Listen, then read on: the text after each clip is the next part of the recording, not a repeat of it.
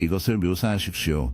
당신은 당신의 일에 당신의 마음을 부르고 당신의 가치를 지지하며 모든 사람을 친절과 존중으로 대하십시오. 당신은 규칙을 준수하고 옳은 일을 하기 위해 노력합니다. 그러나 당신이 한눈에 띄는 것처럼 그것은 당신과 같은 사람이 아닌 것처럼 보이지 않습니다. 대신 그것은 권력을 높이고 부를 모으고 영향을 미치는 양심 없이 조작하고 속이고 행동하는 사람들입니다.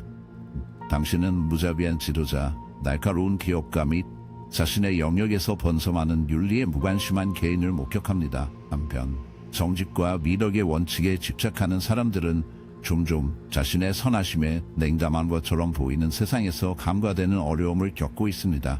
이것이 왜 발생합니까? 왜 사회는 선한 마음을 가진 사람들이 고통받는 동안 다른 사람들을 기꺼이 짓밟으려는 사람들에게 보상하는 것처럼 보입니까? 이것은 인간 존재의 가장 고통스럽고 불안한 현실 중 하나이며 프리드리히 니체가 그의 삶의 대부분을 탐험하기 위해 헌신한 진실입니다. 그의 통찰력은 소화하기가 어렵지만 많은 사람들이 무시하는 것을 선호하는 가혹한 현실을 공개합니다. 세상은 본질적으로 불공평하며 도덕성은 우리가 믿는 것이 아닐 수도 있습니다. 오늘날 우리는 니체의 힘, 성공, 도덕에 대한 도발적인 견해를 탐구할 것입니다.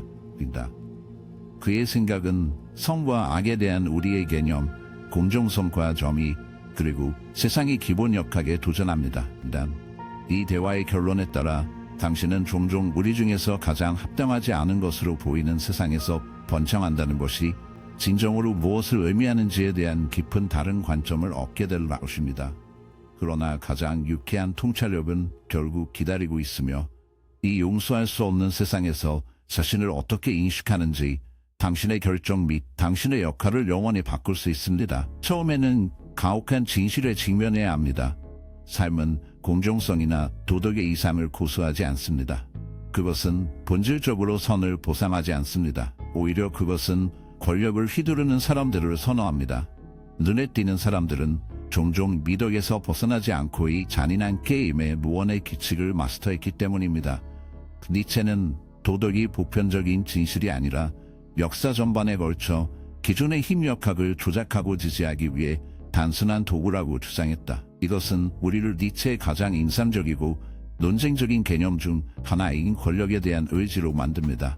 그는 인간 존재의 중심에는 기쁨이 아니라 정의가 아니라를 위한 것이 아니라 권력에 대한 기쁨이 아니라는 원시적 충동이 있다고 주장했다. 권력은 자신의 욕망에 맞게 현실을 형성할 수 있는 능력이며 다른 사람들의 자비가 아니라 세상에 자신의 의지를 주장하는 것입니다. 이 본능을 완전히 받아들이고 두 번째 생각 없이 힘과 지배력을 추구하는 사람들은 궁극적으로 우세한 사람들입니다. 그것은 냉정한 깨달음으로 마음의 아프기가 남아 있습니다. 이것은 권력을 가진 모든 개인이 본질적으로 악의적이거나 모든 덕이 있는 개인이 실패할 운명임을 암시하지는 않습니다. 그러나 니체는 겸손, 이타심 및 순종과 같은 많은 가치가 우리에게 이익을 위해 반드시 이익을 제공하기 위한 것은 아니라고 경고합니다. 대신 그들은 주로 권위 있는 사람들에게 혜택을 줍니다. 그는 자신이 마스터 도덕성과 노예 도덕이라 하는 것을 중요한 차이점을 만들었습니다. 마스터 도덕은 강력한 지도자 및 통치자의 윤리를 나타냅니다. 그것은 야망, 힘, 독립성, 사회에 의해 지시된 사람들을 고수하기보다는 자신의 가치를 확립할 수 있는 능력을 강조합니다. 반대로 노예 도덕은 압제자의 윤리를 반영합니다. 그것은 겸손, 온유, 순종 및 자기 희생의 우선 순위를 정합니다. 이러한 특성은 본질적으로 덕질 것이 아니라 약물이 강한 사람에게 도전하는 것을 막기 때문입니다. 역사를 통해 권력을 가진 사람들은 자기 희생, 인내 및 고통과 같은 훌륭한 자질과 같은 개념을 홍보했습니다. 왜? 고귀한 것으로 간주하는 대중은 억압에 저항하는 경향이 적기 때문입니다. 악의적인 것으로 권력을 인식하는 사회는 그것을 휘두르는 사람들과 대면할 가능성이 적습니다. 이러한 가치의 의문을 제기하지 않는 개인은 우연히 어려움이 주기에 자신을 맡을 수 있으며 왜 자신의 선이 성공하지 못하는지에 대한 당황했습니다. 그러나 도덕이 단지 구성이라면 우리가 윤리를 완전히 버려야 한다는 것을 의미합니까? 성공의 유일한 길은 무자비함과 이기심을 통한 것이라고 제안합니까? 이것은 니체의 철학이 점점 잘못 해석되는 곳입니다. 그는 모든 도덕성이 의미가 없거나 잔인함이 승리의 길이라고 주장하지 않았다.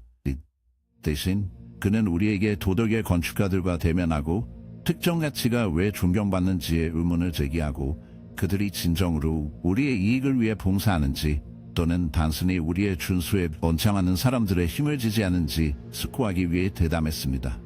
이 탐구는 더 불길한 묵상으로 나선됩니다. 성공, 도덕성, 좋은 사람이 되는 본질에 관한 모든 것이 당신을 연약하게 만들기 위해 세심하게 만들어졌다면 어떻게 해야 합니까?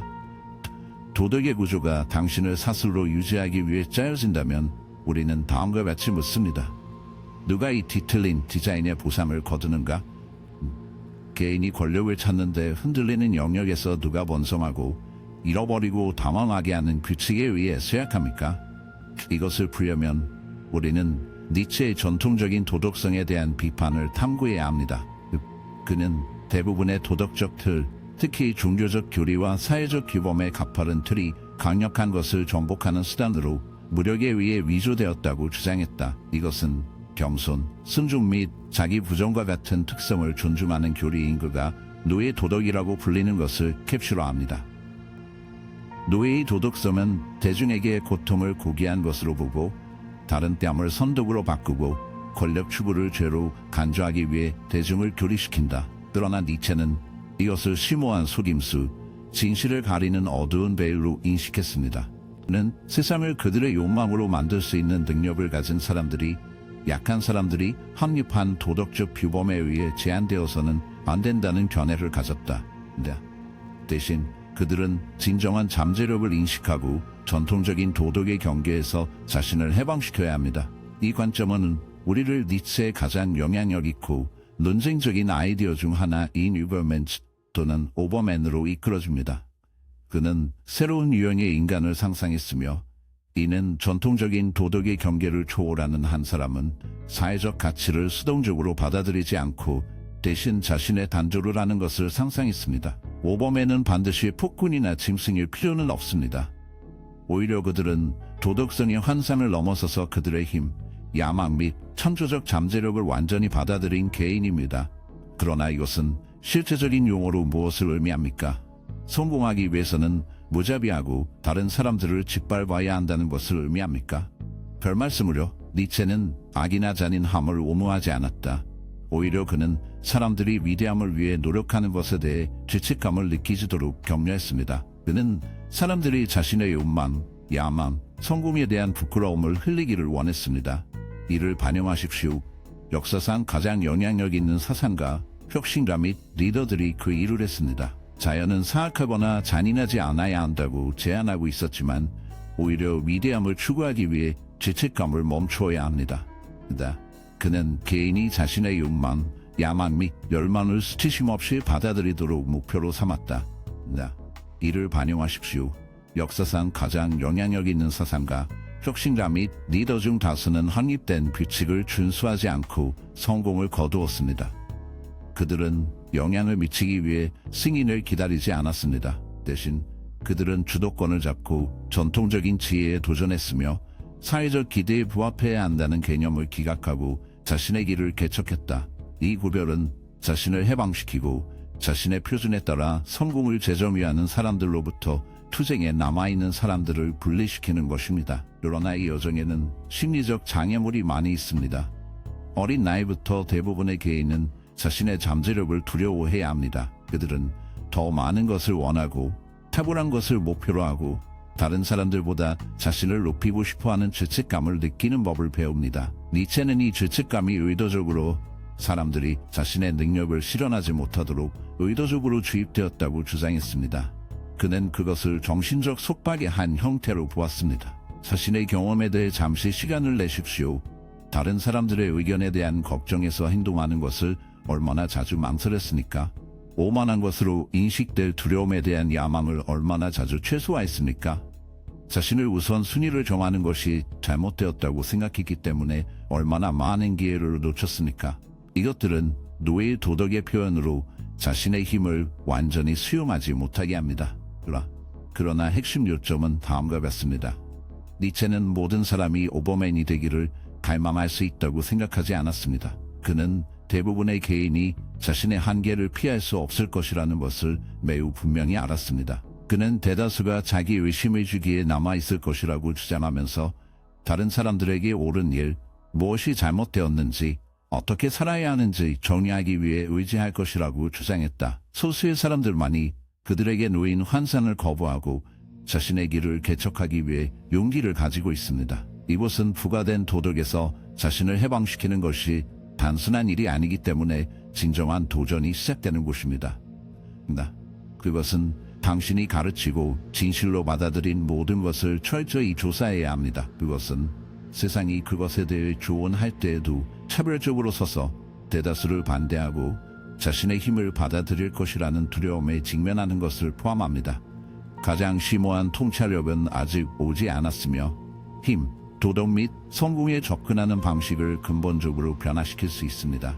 그러나 우리가 그것을 탐구하기 전에 이것을 고려하십시오. 어떤 변형이 일어날까요?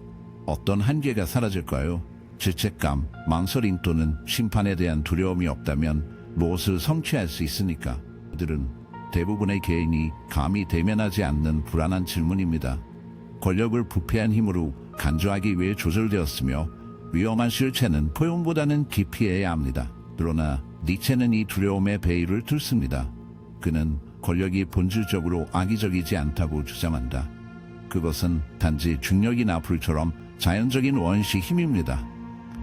진정한 위험은 권력 자체가 아니라 그것을 휘두르는 손에 있습니다.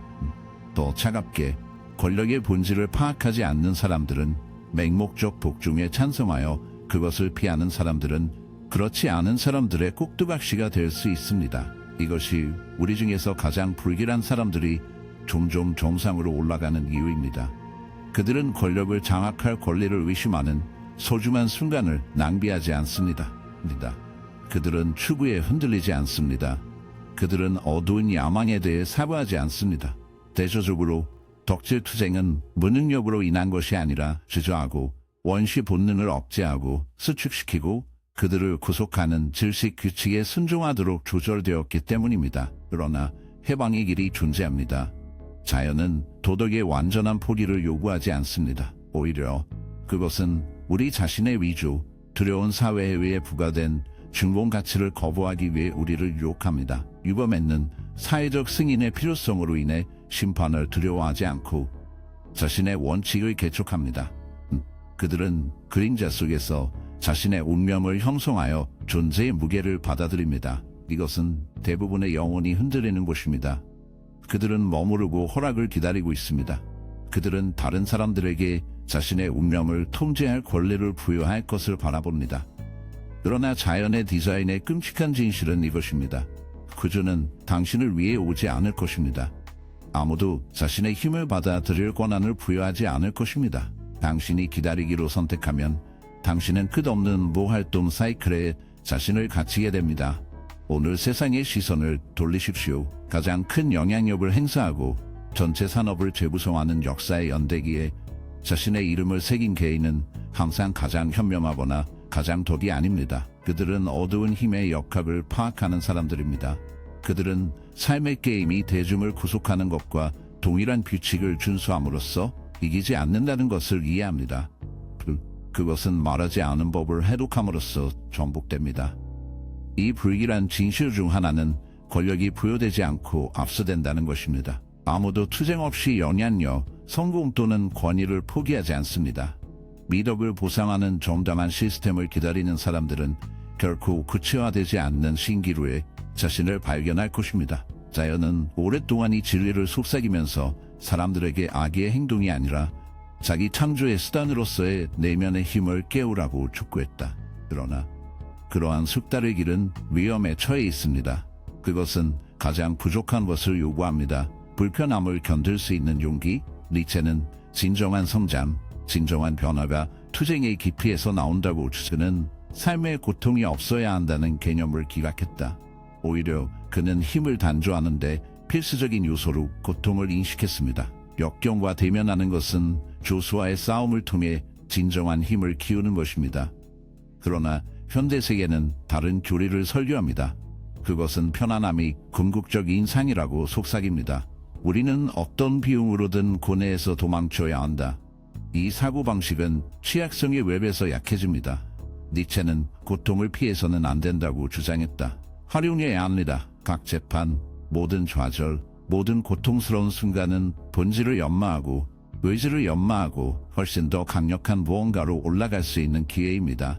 이것이 끔찍한 진실입니다. 약한 것은 그들 자신의 절망에 남아 있습니다. 역경에 직면했을 때 그들은 산만함의 피난처를 찾고 변명을 불러일으키고 희생양을 찾는다. 대조적으로 강한 사람들은 투쟁의 그림자에서 부끄러워하지 않습니다. 그들은 깊이로 뛰어들었습니다.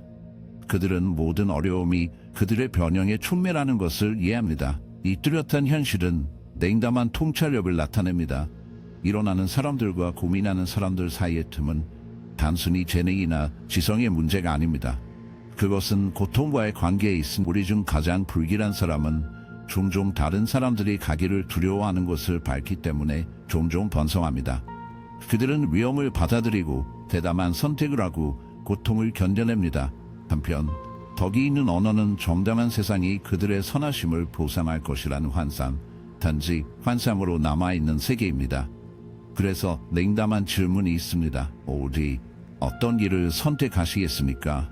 당신은 당신을 때리게 하기 위해 설계된 시스템을 믿는 것을 지속적으로 생각하거나 당신의 어두운 운명을 개척하고 투쟁에 직면하고 당신을 몸는 체인 위로 올라갈 것인가? 이것은 우리를 최종적이고 끔찍한 계시로 이끌어줍니다. 그러나 우리 가히 진리를 공개하기 전에 이것을 숙고하십시오. 이것은 해방된 사람들을 투옥된 사람들과 나누는 궁극적인 조사입니다. 뚜렷한 현실은 승리도 없고 영향도 없고 진정한 힘도 없는 가치가 없다는 것입니다. 세상은 위대함을 가볍게 부여하지 않습니다. 그것은 희생, 끈기 및 불굴의 정신을 요구합니다. 니체는 이 진리를 대부분의 것보다 더 깊이 파악했습니다. 대다수가 능력 부족으로 인해 자신의 상황을 초월하지 않을 것이라고 주장했다. 그는 그들에게 동정심을 느끼지 않았다. 그는 대부분의 사람들이 위대함을 위해 노력하기보다는 위로에 집착한다는 것을 인정했습니다. 그들은 훨씬 더 심오한 것을 쫓는 대신 친숙한 사람들의 기만적인 안전을 선택합니다. 그러나 질식하는 사회에 의해 부과된 한계를 초월하기를 갈망하는 사람들을 위해 또 다른 길은 앞서 있습니다. 세상이 힘을 주기를 기다리지 않고 자신의 운명에 대한 통제를 압류하는 자기 실행된 영혼의 경로는 앞서 있습니다. 그리고 여기에는 가장 냉담한 진실이 있습니다. 힘은 외부 힘이 아닙니다. 그것은 다른 사람들에 대한 지위 또는 지배에서 찾을 수 없습니다. 진정한 힘은 존재의 깊이에서 나옵니다. 세상의 경멸에 관계없이 자신의 가치를 위조하고 그들을 고수하는 질식의 사슬 위로 올라가는 것은 어두운 능력입니다. 이 구별은 존재의 그림자를 진정으로 받아들이는 사람들과 분리시킵니다. 세상이 그들의 선하심을 인정하기를 바라고 있는 선안의 투쟁은 세상이 잔인하고 무관심한 짐승입니다. 인정, 존중, 영향, 이것은 선물이 아닙니다.